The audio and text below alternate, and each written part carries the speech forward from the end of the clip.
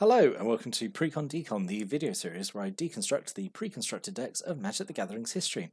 In this video we're going to look at the last deck from the Future Sight set, which is Suspended Sentence, which is a blue and black deck.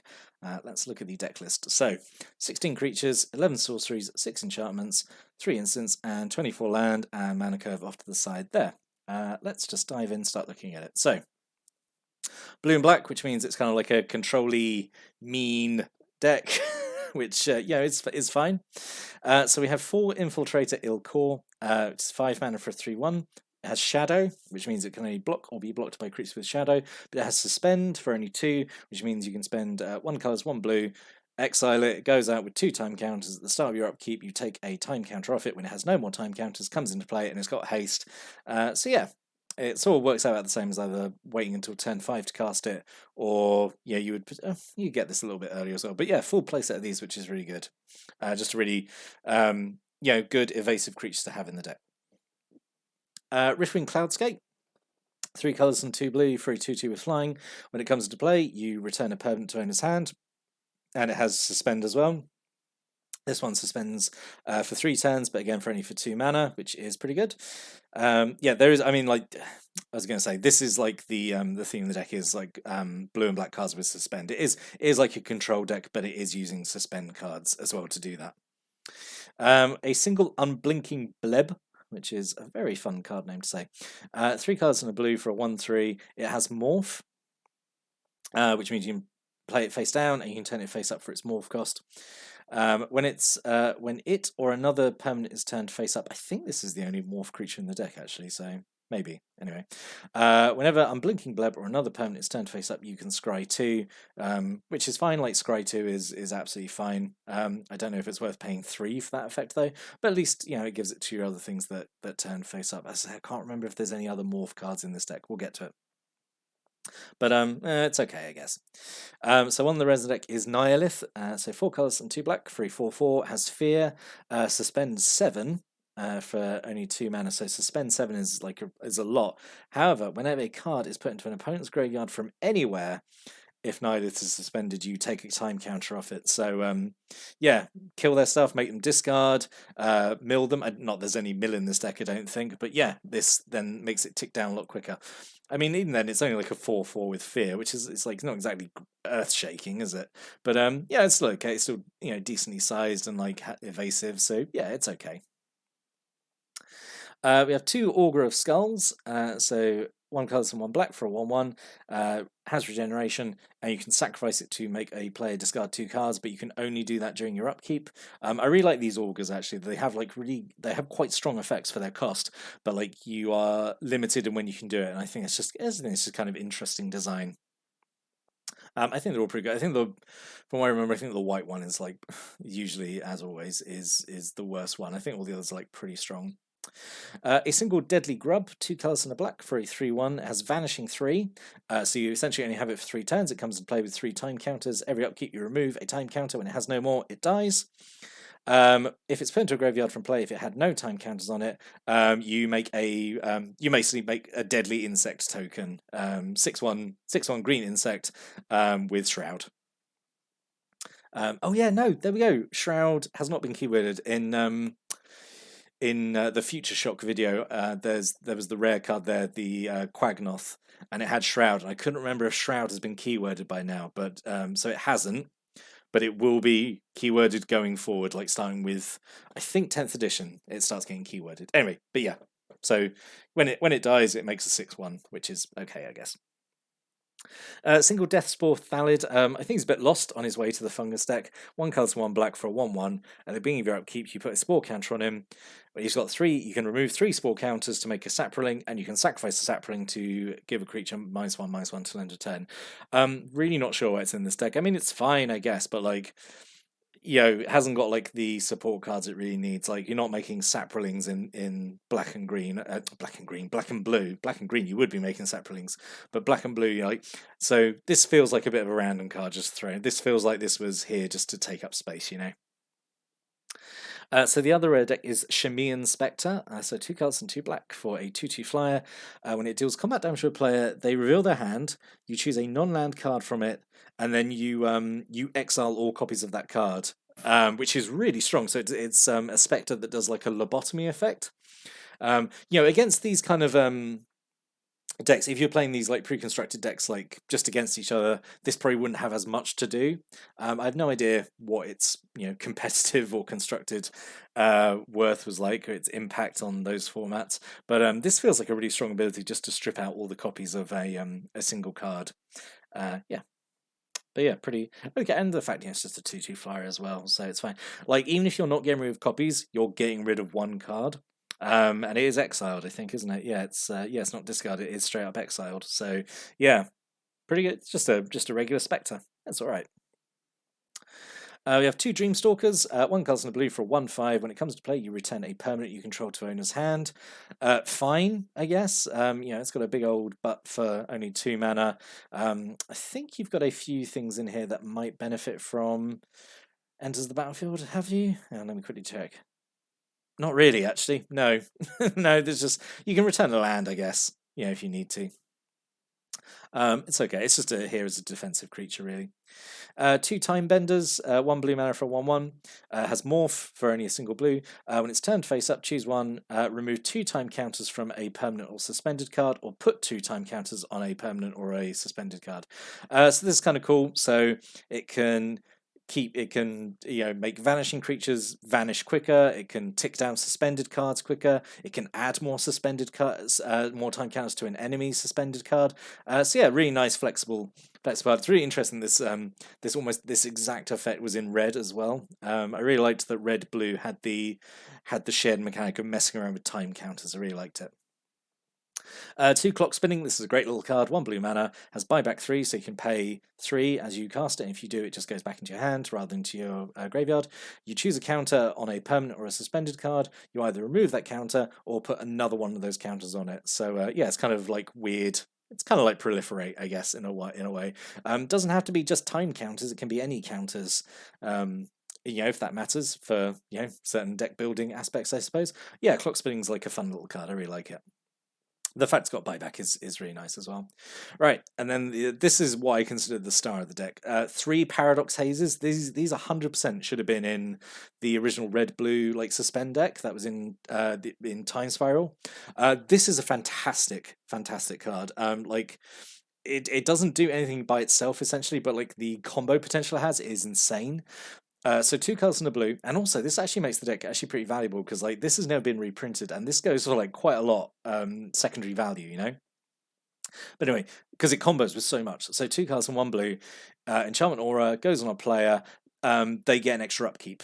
So this benefits your stuff so much because it means your suspend cards tick down basically twice as fast, or at least twice as fast if you have one of them. If you have more than one of these on you, you're getting you're getting potentially 3-4 time counters off a turn, which is really strong.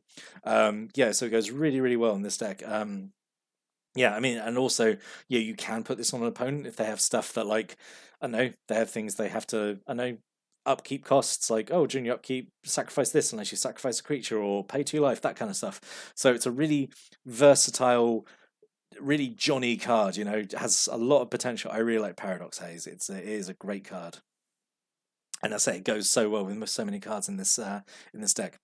So you have a single Death Rattle, so it's a future shifted card. So it's 5 and a black. Destroy a non-green creature. It can't be regenerated. And it has Delve. Wizards continuing in their quest to make a broken keyword that interacts with the graveyard and has the word D in it. It starts with the letter D even. So you can remove any. So Delve is you can exile any number of cards from your graveyard as you cast the spell. Costs 1 less to cast for every card exiled. So Delve will not show up for ages. It will show up in. We'll look at it again when we finally hit Khans of Tarkir, because it's the clan keyword for Sultai. But yeah, it's a really strong ability, and like especially in this deck here, which doesn't really care about its graveyard in any way. Like, you got no ways of getting stuff back or really using things. So yeah, really strong spell to potentially be a kill spell for only a single black mana. Yeah, really good. 2 Festering Marches, so this is fun. So this is a cycle. We'll see the blue one in a minute. So 3 colors and 2 black. Creature your opponents control get -1/-1 till end turn, and then you exile Festering March with 3 time counters on it, and it has suspend as well.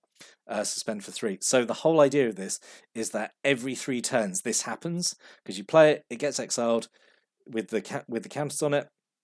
You remove the counters, comes and then it casts again, and then it gets exiled again. So when you have Paradox Haze, this can potentially be going off every turn, which is really, really punishing.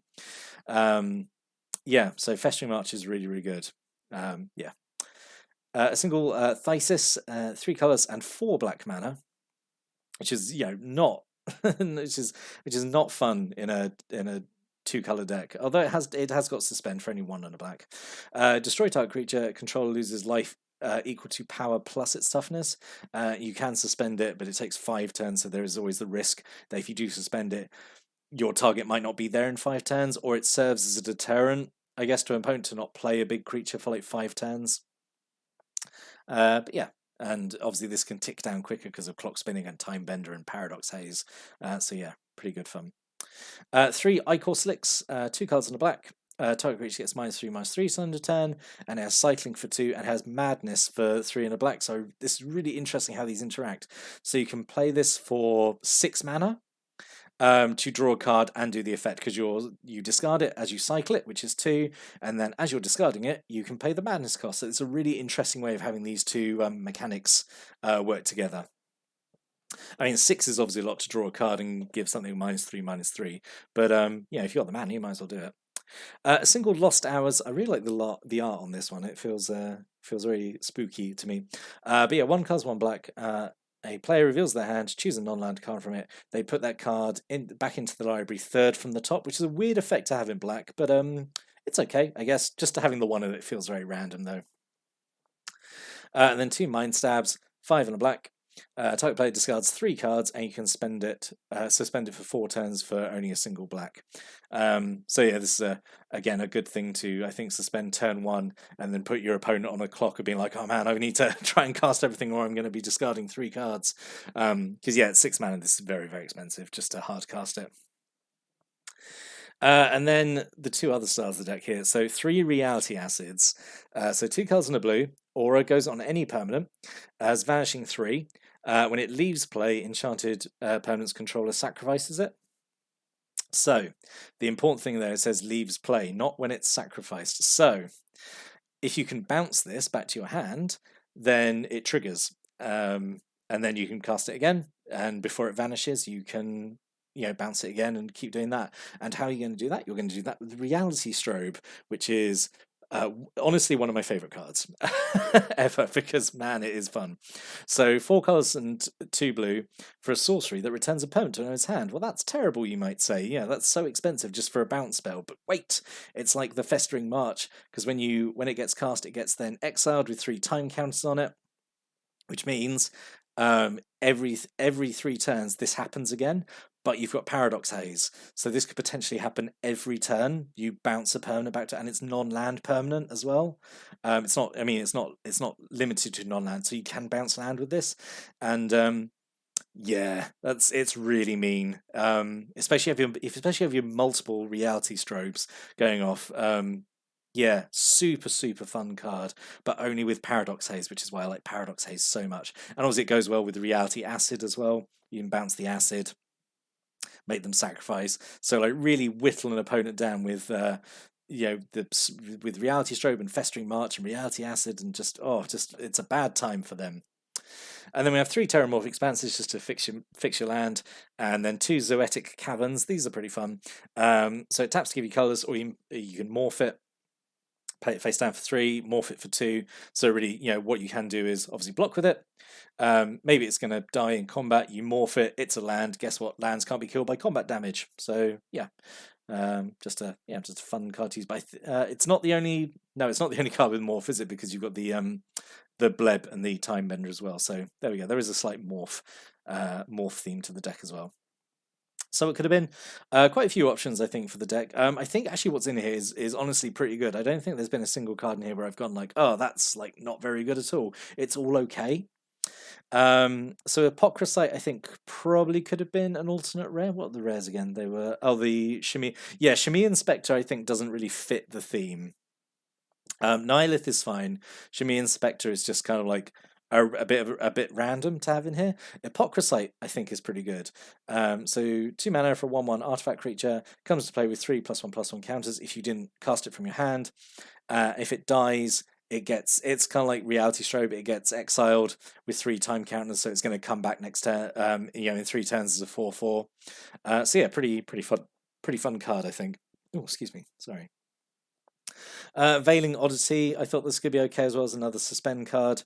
When the last time counter is removed from it, when it's suspended, all your creatures become unblockable for a turn, which is okay. I think, although I don't think it's a deck that's trying to win with like one big combat phase. This is definitely like you're picking away at someone, very slowly dismantling everything they've got on the field, basically. Waning Worm, it's just a big 7/6 for 4 mana. It has Vanishing 2, so you only have it for a very, very limited amount of time. But say you got like clock spinning and you got ways to put time counters on it, although it does then not combo well with obviously like Paradox Haze, it will just disappear quicker. Maybe. And Jory's Time Bug, really upset Jory's Time Bug is not in this deck because it just does so much work. Just 2 mana, little artifact creature, 1/2. You tap, you choose a permanent you control or a suspended card, and you either add or remove a time counter from it. It's just great. I really like Jory's Time Bug. So in summary, I think this is probably my favourite one out of all the Future Sight decks, just because Paradox Haze is like so good, and it's like one of my favourite cards, and it's doing just such a mean thing with suspend and time counters and stuff. So yeah, I actually really like this one. But yeah, what are your thoughts on this one? If you owned this deck, I think I did own this one actually. Yes, because I do have a Nihilith and I do have a Shimi Inspector, and there's no way I would have bought them just as singles. So yeah, I definitely had this one. I probably played it maybe once and then dismantled it, and used the parts to make like a really, really good like blue and red suspend deck. But yeah, if you also had this deck, please put some thoughts or opinions or stories about it down below. I love to read those. But we are now done with Future Sight, and we are now done with Time Spiral block, which is a shame because I've enjoyed talking about these Time Spiral decks because it's a block I have a lot of fondness and nostalgia for. So in the next video, we're going to move forward. We're going to look at the decks from 10th edition, which will be fun. It's another 10th edition is like a pretty solid core set to look at, so that'll be fun. And yeah, that'll be fun, and we'll do that next time. But until then, thank you for watching and listening, and have a great day.